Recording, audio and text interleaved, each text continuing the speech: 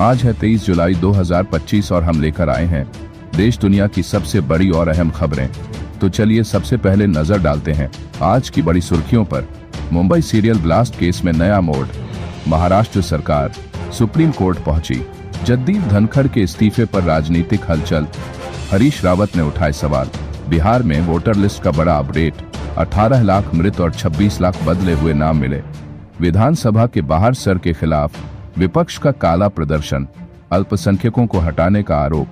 नीतीश कुमार के बेटे निशांत को लेकर नई चर्चा, क्या राजनीतिक विरासत होगी ट्रांसफर।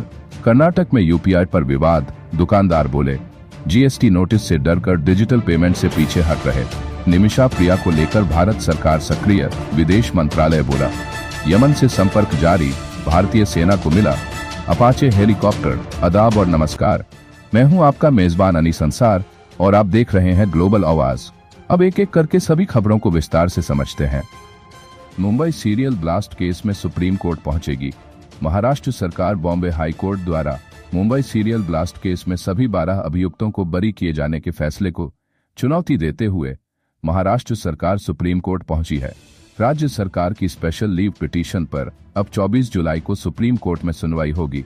बता दें कि यह फैसला धमाकों के 19 साल बाद और ट्रायल कोर्ट के 10 साल बाद आया था। एक और खबर देखते हैं।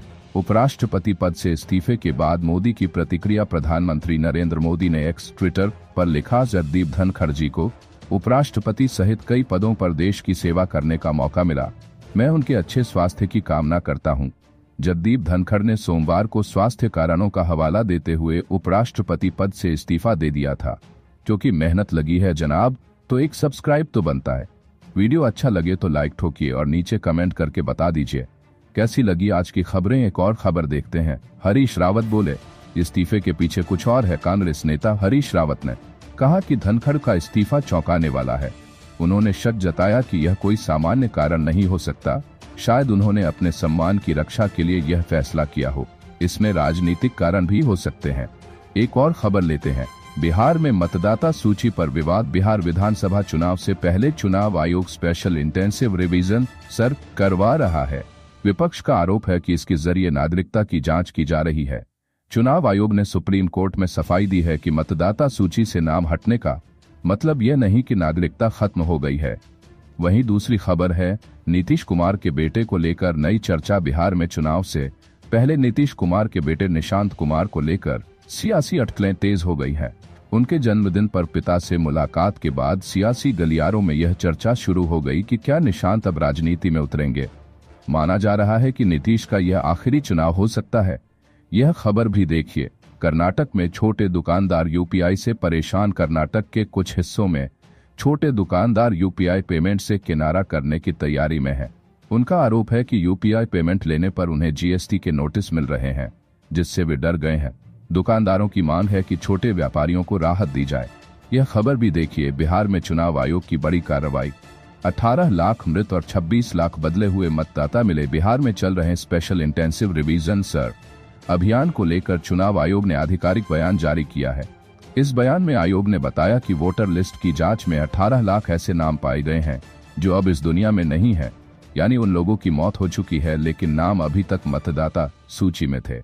इसके अलावा 26 लाख ऐसे मतदाता मिले हैं जिन्होंने अपना निवास स्थान या निर्वाचन क्षेत्र बदल लिया है, यानी अब वो अपने पुराने इलाके में वोट नहीं डाल सकते। यह पूरा अभियान वोटर लिस्ट को सही और साफ करने के लिए चलाया जा रहा है ताकि आने वाले विधानसभा चुनावों में कोई गड़बड़ी न हो। एक और खबर देखते हैं। इस बार विदेश से जुड़ी हुई निमिषा प्रिया केस पर भारत सरकार की सक्रियता, विदेश मंत्रालय का बयान। भारत की नागरिक निमिषा प्रिया जो यमन में फांसी की सजा का सामना कर रही हैं, उनके मामले में भारत सरकार लगातार गंभीरता से काम कर रही है।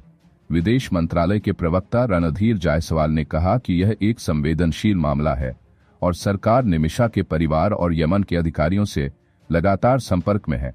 उन्होंने साफ कहा, भारत सरकार इस मामले में हर संभव सहायता कर रही है। बता दें कि निमिषा प्रिया पर यमन में एक व्यक्ति की हत्या का आरोप है और वहां की अदालत ने उन्हें मौत की सजा सुनाई है। वहीं एक और बड़ी खबर सेना से जुड़ी हुई है। भारतीय सेना को मिला अपाचे हेलीकॉप्टर्स का पहला बैच। ताकत में जबरदस्त बढ़ोतरी। भारतीय सेना ने मंगलवार को अमेरिकी कंपनी बोइंग द्वारा बनाए गए अपाचे अटैक हेलीकॉप्टर्स का पहला बैच अपने बेड़े में शामिल कर लिया है।